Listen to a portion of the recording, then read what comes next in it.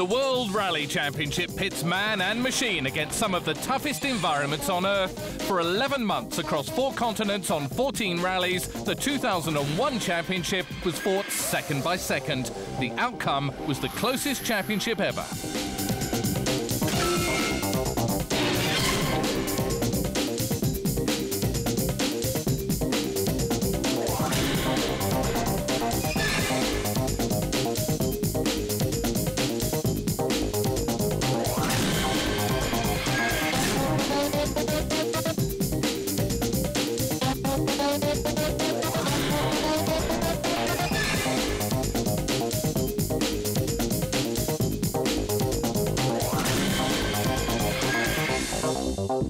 But it all began back in January with the traditional season opener, the Monte Carlo Rally, this year celebrating its 90th anniversary.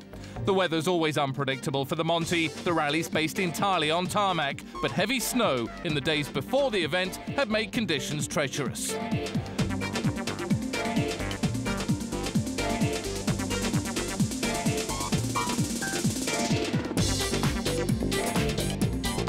The Monte starts and finishes in the glamorous Mediterranean Principality, but all the action is up in the foothills of the Alps.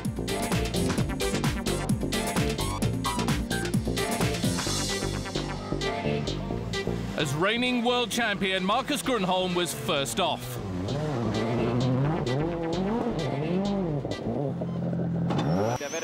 But his title defence got off to a dreadful start. The Finn was out of the rally before lunchtime with an overheating engine.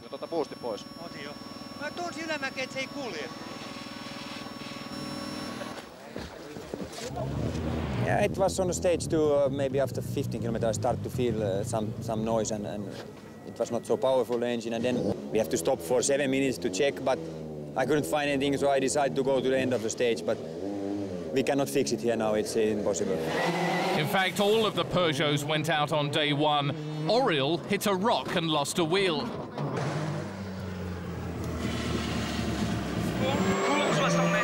And Gilles Panizzi, driving the third Peugeot, lost control in the icy conditions.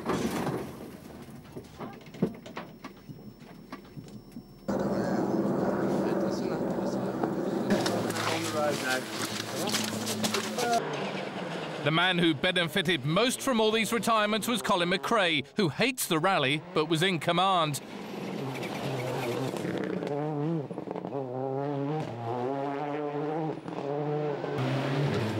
McRae's closest challenger was 4-time world champion Tommi Mäkinen in the Mitsubishi.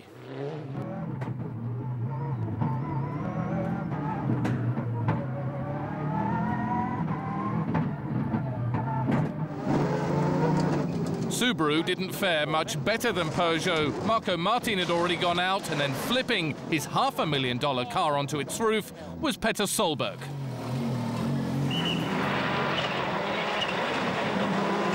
Last year's championship runner-up, Richard Burns, was now the sole remaining Subaru driver. By the end of day one, McRae had built up a lead of over 30 seconds from Mäkinen.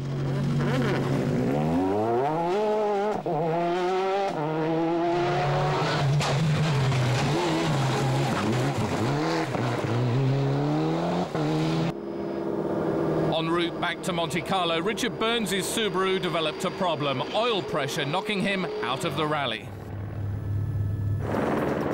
Day two, and McRae knew that Mäkinen would do all he could to catch the Scot. McRae has never won the Monte.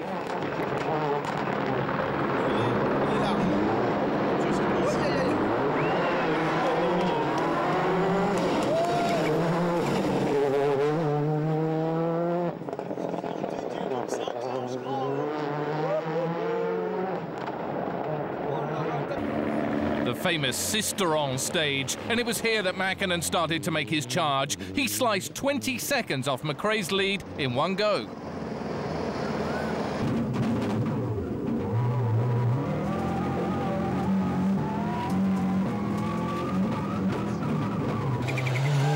All three Fords were in the thick of the battle. This is Carlos Sainz.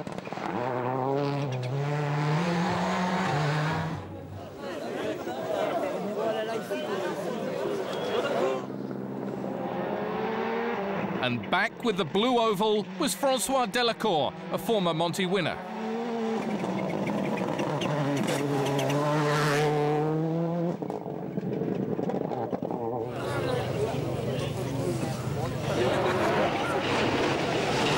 McRae briefly lost first place on day 2, but bounced back again to regain the lead from Mäkinen by 3.5 seconds. But Mäkinen wasn't yet ready to concede victory. It was all set for a battle royal on the final day.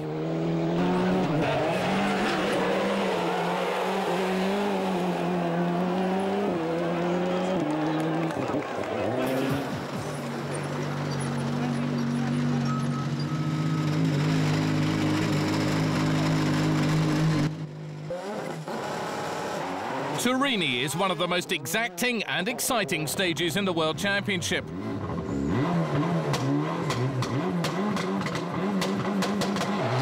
At the top of the pass is 6 kilometers of snow and ice, but they're running on tarmac tires.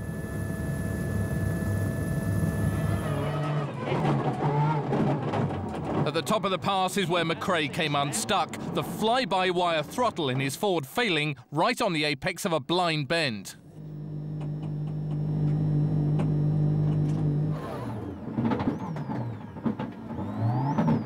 Mäkinen nearly runs straight into the stricken Ford, but there's not even a flicker of emotion on his face as he passes his rival and almost guarantees a 3rd successive win on the Monty.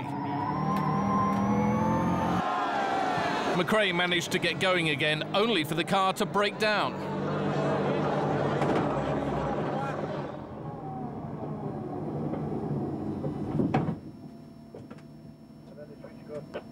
This time, it was all over.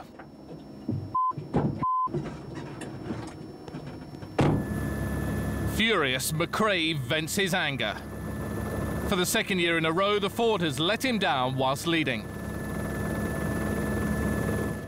Sorry for Colin. It could be nice, good fight with us, and of course it would be much better feeling to win after big fight. With McRae out, Mäkinen was now in a class of his own.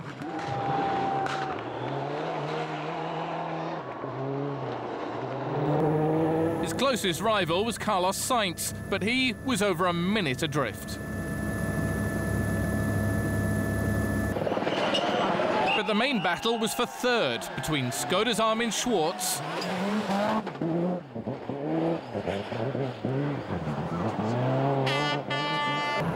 and Ford's François Delacour. Unchallenged at the end, Tommi Mäkinen cruised home to make it a hat-trick of wins on the Monte Carlo Rally.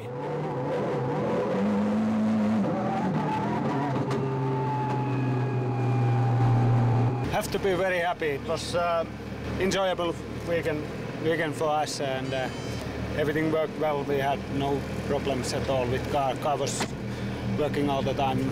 No problems. Tires, everything. Tire choices, everything went very well.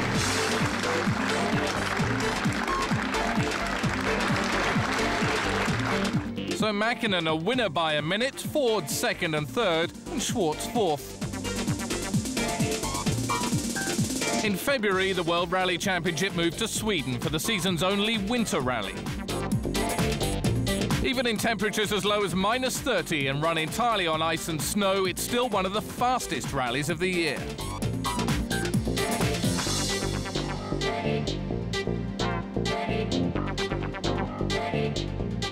The Swedish rally is based in the centre of the country at Karlstad, 380 kilometres of special stages.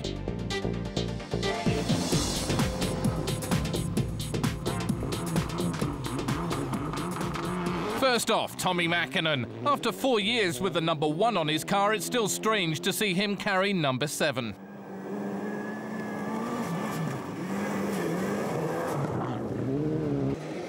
Next up, the man who's inherited that number 1, fellow Finn, Marcus Grönholm.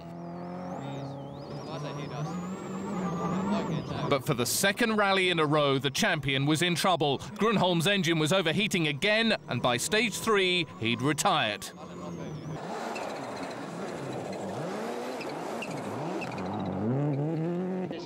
Barreling into a fast left-hander on stage 2, Richard Burns lost control of his Subaru.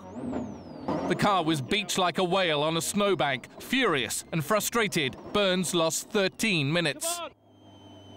Come on! Looking at me! Colin McRae was next past the Englishman, for whom the frustration was all too clear.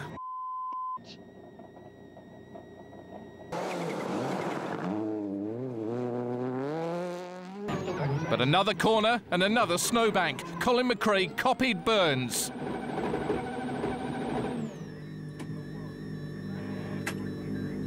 But he was lucky. He had a little more assistance from the burly Swedes and lost only 5 minutes.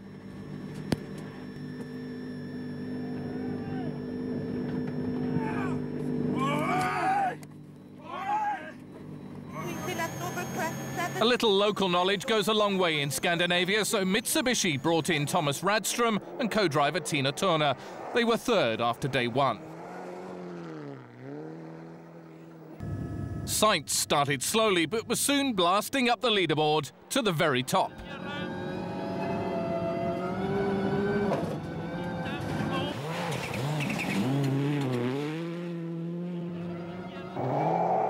With his team leader out and Didier Auriol suffering flu, new boy Harry Rovanperä suddenly found himself as Peugeot's best hope in Sweden. He was second. No real problem, the car is working well, the tires are working okay, and just try to keep pushing as hard as possible. It hasn't been easy to be second in the road. I guess for Tommy it hasn't been even... It has been even more difficult to be first car, but that's it. 10 o'clock in the morning and still the thermometer read -21, but that didn't keep the fans from flocking to the forests. As leader from day 1, Carlos Sainz was first into Cullen. The spikes on Sainz's Pirellis propelled him through the pine trees at over 160 kilometers an hour. 24 hours earlier, and Harry Rovanperä had never rallied a Peugeot 206. Now he was after his first win. Sainz's lead looked bulletproof.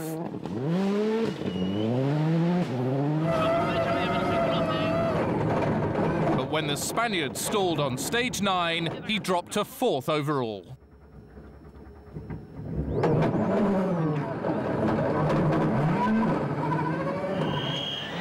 Rovanperä now led by 7 seconds and was on course for his first win.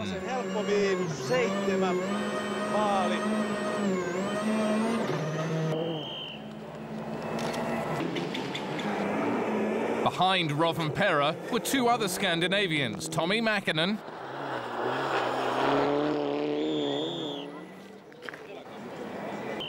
and his stand-in teammate Thomas Radström.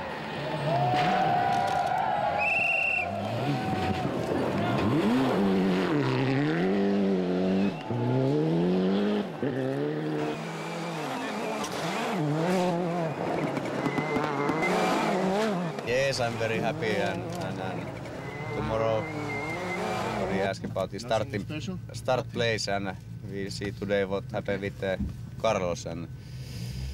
But anyway, that is very difficult, every choice. Up to 10 centimetres of snow fell overnight before day 3, and the 5 stages round Hagfors, including 2 to be run twice, suddenly made the end of the rally look anything but predictable. He might not have won a world rally, but Harry Rovanperä knows his stuff. He attacked Saffin like his life depended on it.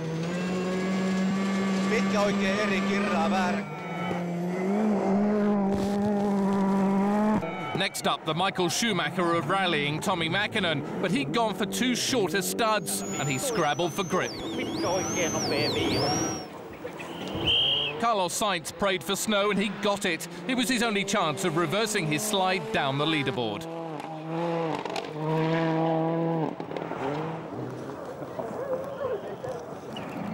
Burns was now just going through the motions, but still he managed to set fastest times. If it was possible, Didier Auriol woke for day 3 feeling even worse than before. Flu, bronchitis. Apparently, he had everything bar the plague. Except in the middle of Sagan, Auriol's transmission gave way, putting the Frenchman out of his misery. Mäkinen decided it was better to fight for first than roll over and accept second. A second a kilometre, he needed to beat his friend Harry on the final stage. But Mäkinen threw it all away. Second place, let alone a win, lay buried in the Christmas trees. Again, we see it. Mäkinen starts to lose the back of the Mitsubishi, and it snaps right into the trees. Game over. Buried up to the doors, Thomas Radström passes the sunken Mitsubishi into second.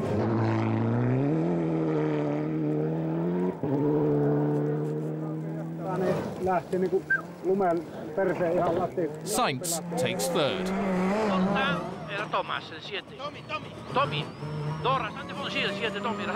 I was pushing very, very hard. Unfortunately, this right corner, it was just snap oversteer quickly, and it was so fast, it was no power enough to pull front back on the road, and we hit the snowbank, get through and rolled over. Despite setting a succession of fast times, McRae was slowed at the end by a gearbox stuck in 6th. With Mäkinen out and Radström pushing hard, Rovanperä dared not smile as he rolled to the end of the final stage.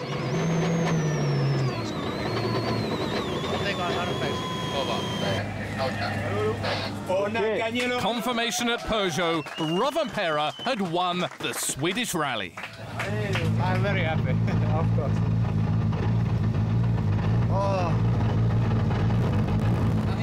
Joy too inside Radström's Mitsubishi.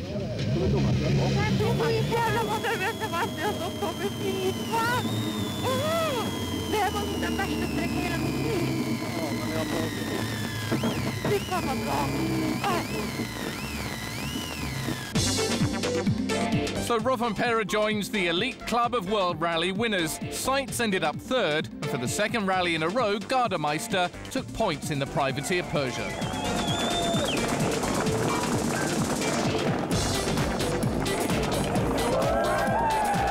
Three drivers now equal on 10 points, but still none for Grönholm, Burns or McRae. Round 3 and the championship moves to Europe's most westerly outpost, Portugal. Based near Porto, Rally Portugal's well known for its dry, dusty roads, big crowds and even bigger jumps. But not this year. Torrential rain through the winter had left the stages resembling a mud bath.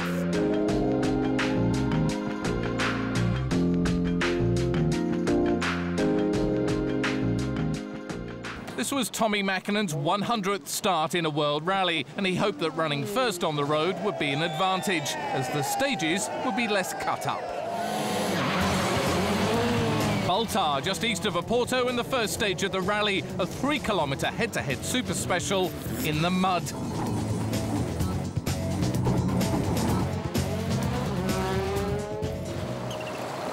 More rain fell overnight and the stages were in a worse state than ever before. Peugeot opted for a mud tyre, but Tommi Mäkinen had to make do with a gravel tyre. The lottery had begun. Viso was as much a fight for sight as for speed.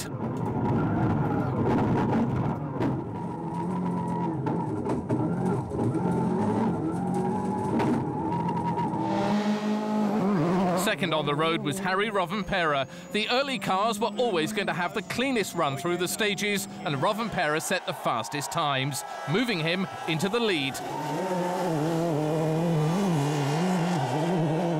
Full of confidence from victory in Sweden, the Finn gave the rain-soaked spectators something to cheer about on the famous Faf jump.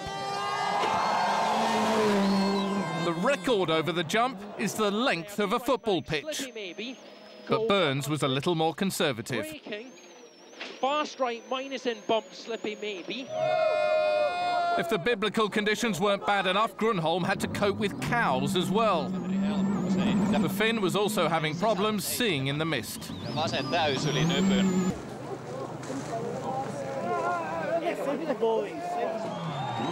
On tyres cut deep to add traction, Tommy Mäkinen ploughed his way through the mud. No longer was being first on the road an advantage.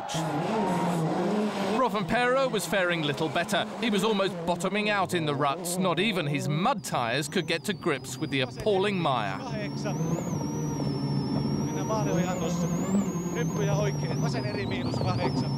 With his engine overheating, Rovanperä was forced to fill the radiator from a stream.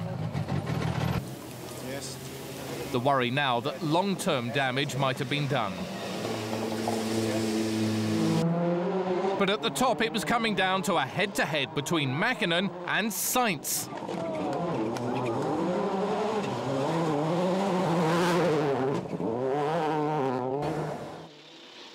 Colin McRae's season went from bad to worse when his Focus caught fire. What's all this coming out? Fire.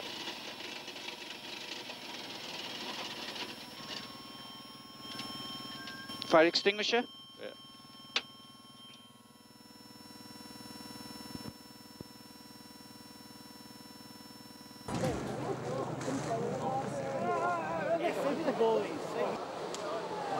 Peering through the mist, Mäkinen pushed as hard as he dared. On the harder stages south of Oporto on day 2, there was little advantage to running first on the road.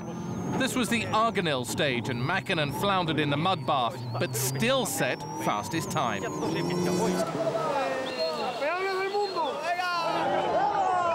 Sainz was in even worse shape, almost coming to a complete stop.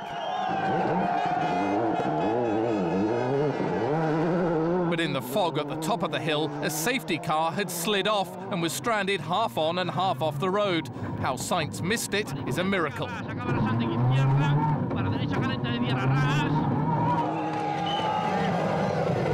The stage looked like the Somme, but by now the weather was not Harry Rovanperä's worry. His engine had dropped a cylinder and the Peugeot was dying a slow death. 7. Vasen helppo miinus pidä, jatkaa pitkä oikea eri plus maali, 7. The 206 finally giving up the ghost on the road section. Harry, after such a great result in Sweden, a big disappointment for you. Yes, absolutely. And rally starting well yesterday and today morning also everything looks well, but something's engine problem coming and we don't know yet what is that, but rally is over.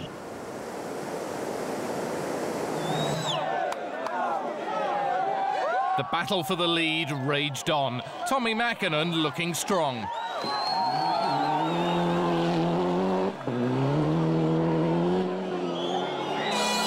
And still ahead of Carlos Sainz.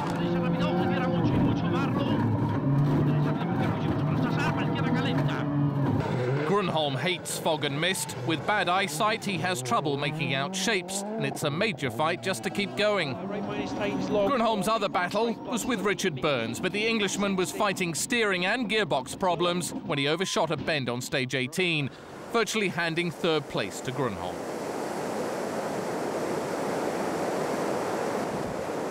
You're just 13 seconds ahead. Do you think that's going to be enough? Of course, I have to try to push hard and try to do my best and no mistakes, whatever. I think it should be. At the start of the final day, the tension was tangible. Sainz failing to get a good morning from Mäkinen. Hola.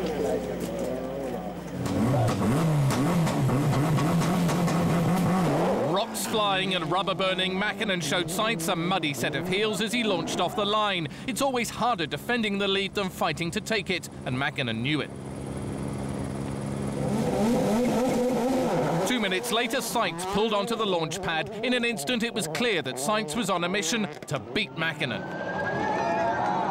Cutting corners to save time sent the crowd wild. Sainz was now 0.3 of a second ahead of Mäkinen with one stage left. Inspired by the moment, third place Grönholm too blasted onto the penultimate stage, ending up 0.3 of a second faster than Burns. The rivalry was in the service area as much as on the stage.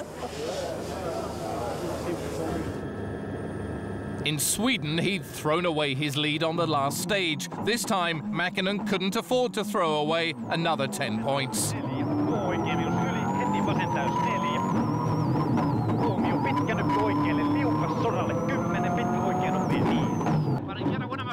Sainz and Lewis Moyer didn't put a foot wrong. But Mäkinen cut the corners so much that he'd flung boulders into the path of the Ford. And in his desperation, Sainz had slid wide. Time was running out. Mäkinen crossed the line, not knowing if he'd done enough to win.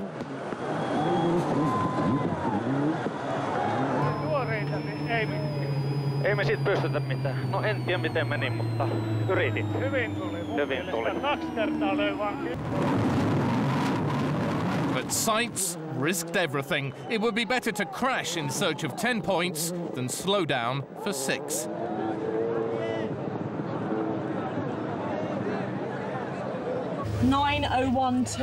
But when Sainz's time came through, it was not enough. Mäkinen was the winner.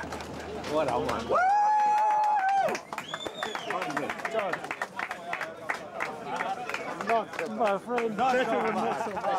Last 3 years I haven't got any result here. Very bad performance, very bad results, and finally we got the lead from the start, and we were leading most of the time. Really taking high risk in first stage. We managed to come back to Tommy, and we continue in the last stage. Maybe pushing a little bit too hard at the beginning, coming wide a couple of times, and then Tommy was really cutting every single vane and putting huge stones on the road.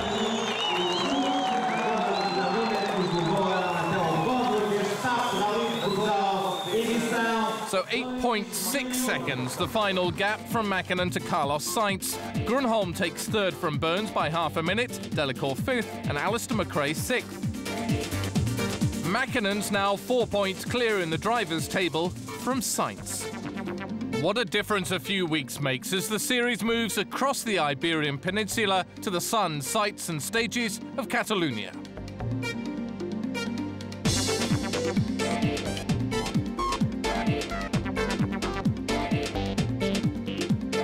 Six stages a day, starting in the foothills of the Pyrenees around Lloret de Mar.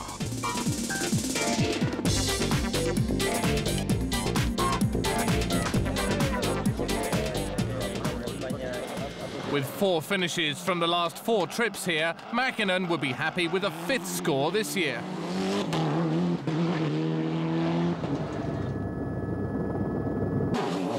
Carlos Sainz is the most popular sportsman in Spain. Twice he's delighted the fans and won the Rally of Catalonia. On the eve of the rally, Citroen's Jesus Puras was accused of illegally wrecking the stages. So when he took the lead after stage 2, a lot of eyebrows were raised. Gear selection problems slowed Richard Burns. The Subaru kept jumping out of gear and Burns was close to losing a minute.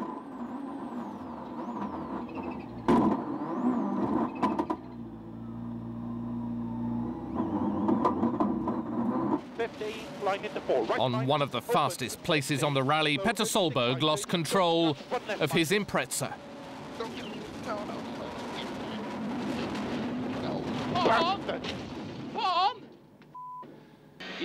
Teammate Bulgalski was on the move, but Puras was still in the lead, and now by 5 seconds. But back at service, his speed was still being questioned.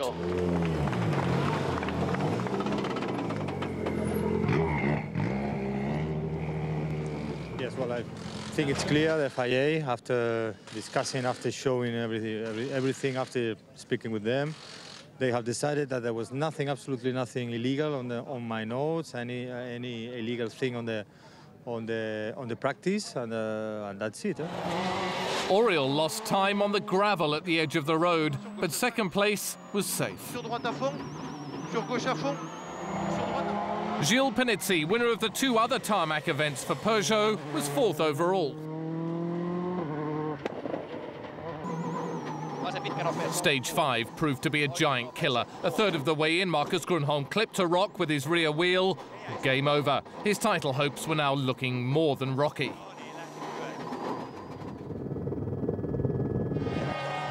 Even after a puncture, Philippe Bulgalski moved to 3rd overall. Attention, gauche 92, score de ferme.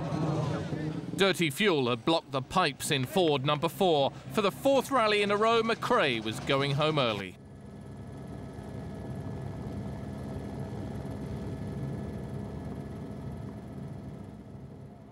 I've been taking a lot of risks on the first stages, but most of it has been in the last 2 stages. I think I've gone totally flat out.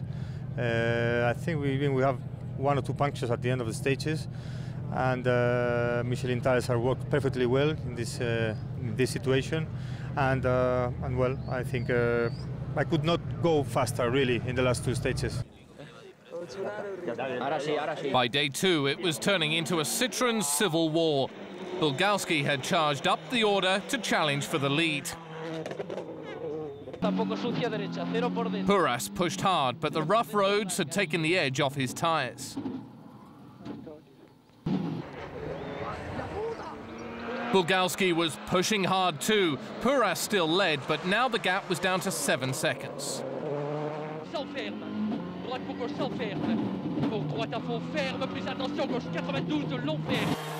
To add to the action, Oriol was only 12 seconds off Bulgalski in 3rd.